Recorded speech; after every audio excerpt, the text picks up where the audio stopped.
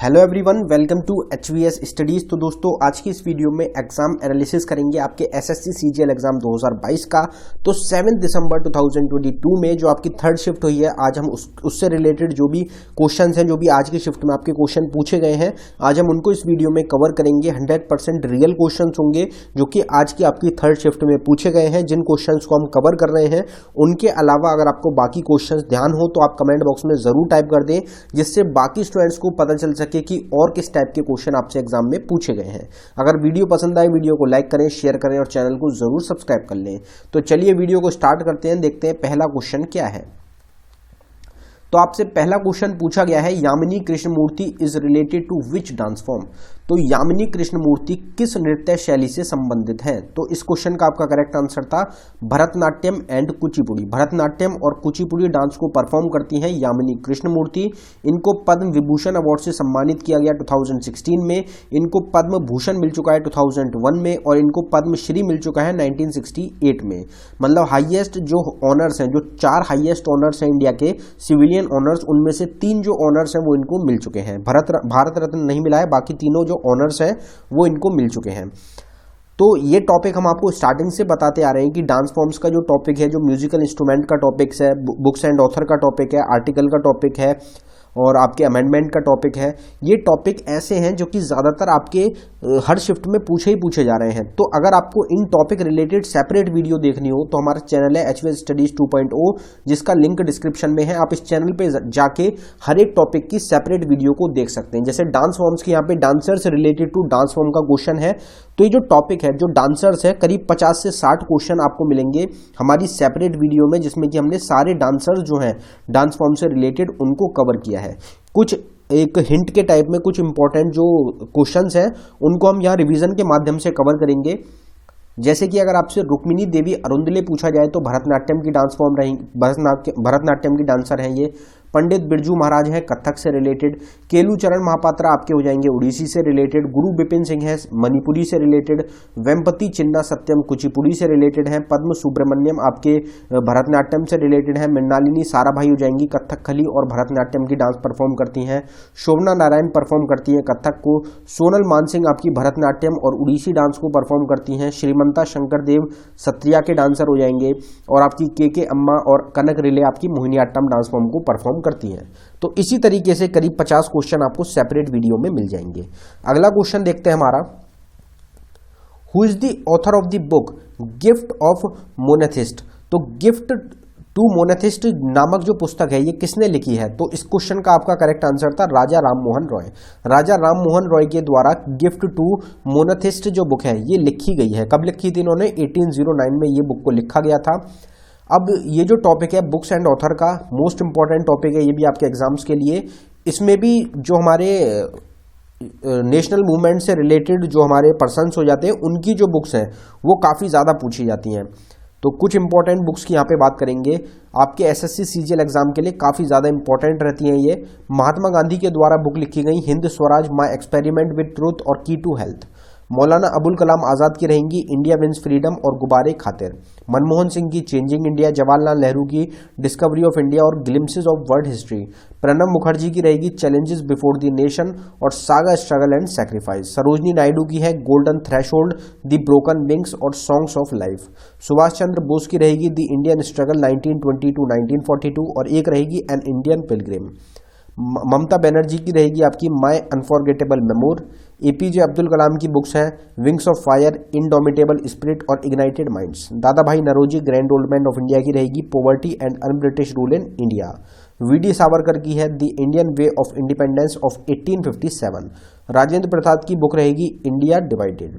बाल गंगाधर तिलक की बुक है गीता रहस्य और द आर्कटिक होम इन दी वेदास। तो ये कुछ इंपॉर्टेंट बुक्स हैं, इसकी भी एक सेपरेट वीडियो है वो आपको चैनल पे मिल जाएगी।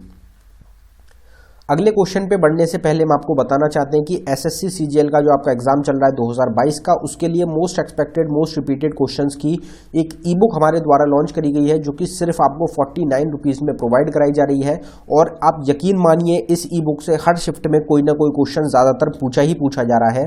1400 प्लस एक्सपेक्टेड क्वेश्चंस रहेंगे जो कि आपको इसमें प्रोवाइड कराए गए हैं। प्रीवियस ईयर क्वेश्चंस 2022 के भी एंड में इंक्लूड किए गए हैं।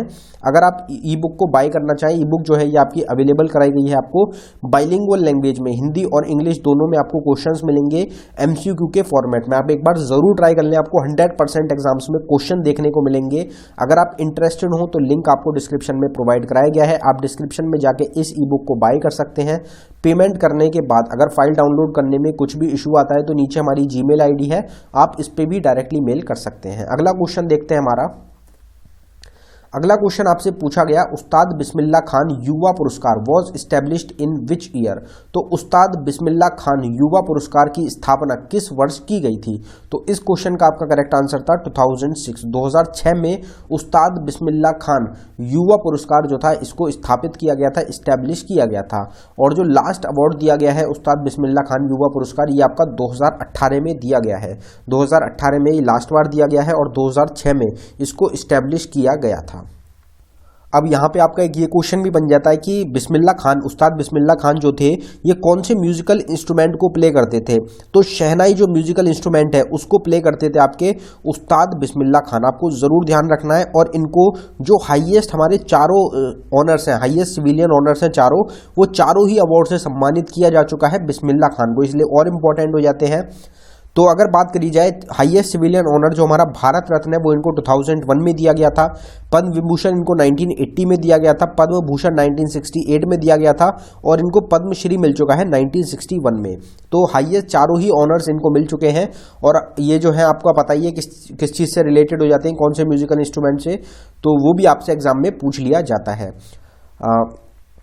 यहाँ पे अवार्ड्स की बात करी गई है एस्टेब्लिशमेंट की, तो भारत रत्न को 1954 में एस्टेब्लिश किया गया था, परमवीर चक्र को 1950 में एस्टेब्लिश किया गया, 2022 में 21 लोगों को, 21 पर्सन्स को ये दिया गया है। शौर्य चक्र को 1952 में एस्टेब्लिश किया गया, 2022 में 14 रेसिपेंट्स को, 14 लोगों को ये दिया गया है। व्यास सम्मान 1991 में और सरस्वती सम्मान दोनों ही 1991 में एस्टेब्लिश हुए थे। 2021 में व्यास सम्मान असगर वजाहत को दिया गया, 2021 में रामदर्श मिश्रा को सरस्वती सम्मान दिया गया। के बिरला फाउंडेशन के द्वारा ही दोनों अवार्ड्स ये प्रेजेंट किए जाते हैं।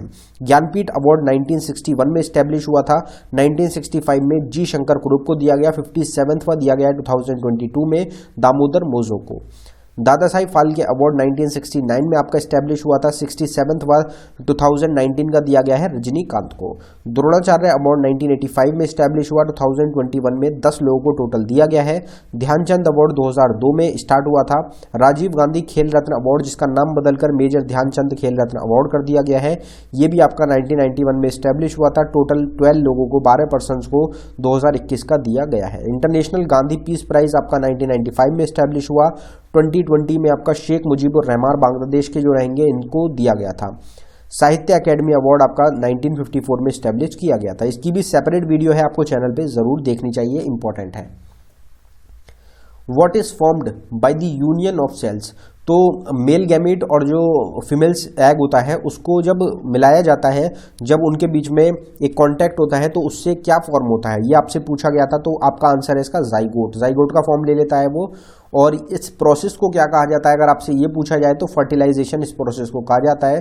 कोशिकाओं के मिलन से क्या बनता है, तो आपका आंसर है जाइगोट। जब दोनों चीजें जो होती हैं, जो मेल गैमीड होता है और जो फीमेल एग होता है, जो एग होता है, सेल एग होता है, जब वो दोनों कांटेक्ट में आते हैं तो उसके बाद वो जाइगोट का जो फॉर्म होता है उसको ले लेते हैं। ये क्वेश्चन आज की शिफ्ट में आपसे पूछा गया था।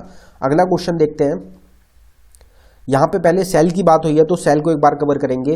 सेल की खोज, सेल की डिस्कवरी करी गई थी रॉबर्ट हुक के द्वारा 1665 में। सेल की बात करी जाए तो बेसिक यूनिट ऑफ लाइफ बोला जाता है सेल को।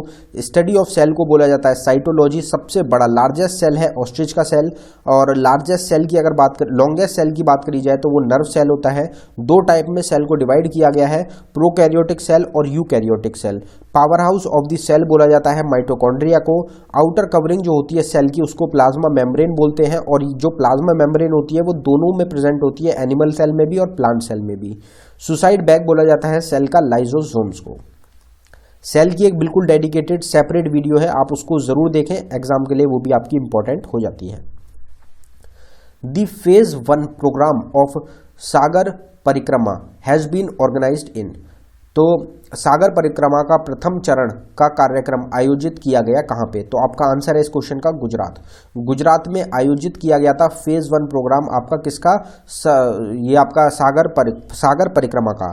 और ये कब हुआ था? तो 5 तारीख को और 6 तारीख को, 5 मार्च और 6 मार्च को ये हुआ था। 5 मार्च को स्टार्ट हुआ था मांडवी गुजरात में, और 6 मार्च को ये एंड हुआ है आपका पोरबंदर गुजरात में। अगला क्वेश्चन देखते हैं हमारा। अगला क्वेश्चन आपसे पूछा गया, Warren Hasting became the viceroy of India in which year? काफी इजी क्वेश्चन हो जाता है। वॉरेन हेस्टिंग किस वर्ष में भारत के वॉइसरॉय बने थे? आप सबको पता ही है, पहले वॉइसरॉय थे इंडिया के 1772 में बने थे, और 1772 से लेकर 1785 तक वॉइसरॉय रहे थे ये इंडिया के। अगला क्वेश्चन आपसे पूछा गया है, where is the headquarter of ICAR located? ICAR का मुख्यालय कहाँ स्थित है? ICAR की फुल फॉर्म होती है Indian council of agriculture research, जिसको स्टैब्लिश किया गया 16 जुलाई 1929 में, जिसके प्रेजेंट टाइम में डायरेक्टर है हिमांशु पाठक। इसका हेडक्वार्टर लोकेटेड है न्यू दिल्ली में।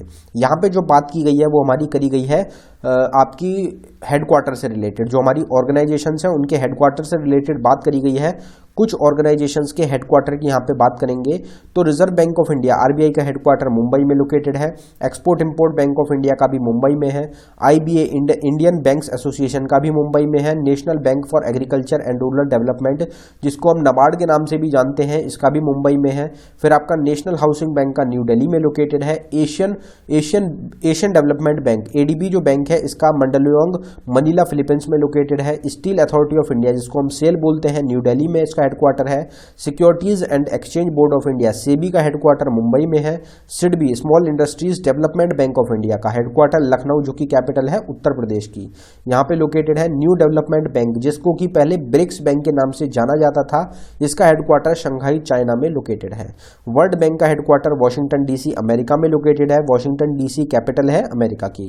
Life insurance corporation of India LIC का हेडक्वार्टर मुंबई में है। मुंबई को फाइनेंशियल कैपिटल ऑफ इंडिया बोला जाता है, और न्यू दिल्ली को कैपिटल बोला जाता है इंडिया की। यह भी आपको पता होना चाहिए। तो दोस्तों ये था हमारी वीडियो का आखिरी क्वेश्चन। अगर आपको वीडियो पसंद आई हो, वीडियो को लाइक करें। अगर आपने अभी तक चैनल को सब्सक्राइब नहीं किया है तो चैनल को जरूर सब्सक्राइब कर लें। अगर आपने ई बुक्स को बाय नहीं किया तो ई बुक्स का लिंक डिस्क्रिप्शन में है, आप डिस्क्रिप्शन में जाके हमारी ई बुक्स को बाय कर सकते हैं।